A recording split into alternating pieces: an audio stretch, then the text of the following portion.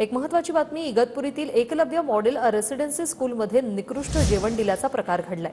विद्यार्थ्यांना निकृष्ट जेवण दिल्याचा प्रकार समोर आलेला आहे। मुंडे गावातील सेंट्रल किचनला टाळे ठोकण्यासाठी विद्यार्थी आता रवाना झालेले।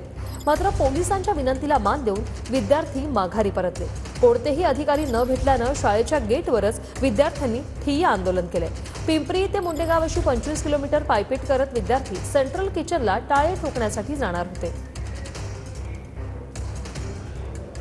पुरी तालुक्यातील पिंपरी सौदा येथील एकलव्य निवासी आश्रमशाळेचे विद्यार्थी आहे। ते विद्यार्थी निकृष्ट जेवण भेटत असल्यामुळे आज त्यांनी पवित्रा घेतला होता।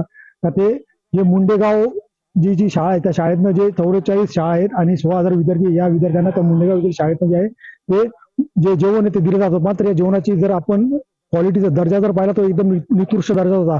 त्यामुळे हे शेकडो विद्यार्थी हे जे मुंडेगावच्या दिशेने येथील सेंट्रल किचनला टाळे ठोकण्यासाठी निघाले होते। मात्र पोलीस प्रशासन या ठिकाणी दाखल झालं आणि त्यांनी सांगितलं का बाळांनो, तुम्ही असे काही करू नका, तुम्ही पुढे जाऊ नका। 2 किलोमीटर पर्यंत पुढे गेलेले हे पोरं आता जे आहे ते एकलव्य शाळेच्या गेटवर थांबलेले आहेत। कोणतेही अनुचित घटना घडू नये, कायदा सुव्यवस्थेचा प्रश्न निर्माण होऊ नये यासाठी पोलीस प्रशासन आहे ते येथे चोख पोलीस बंदोबस्त त्यांनी ठेवलेला आहे आणि त्यांच्याच विनंतीला मान देऊन हे विद्यार्थी आहेत जे ते यांनी सध्या येथेच गेटवर थांबण्याचं मान्य केलेलं आहे। शैलेश पुरोहित, TV9 मराठी, इगतपुरी।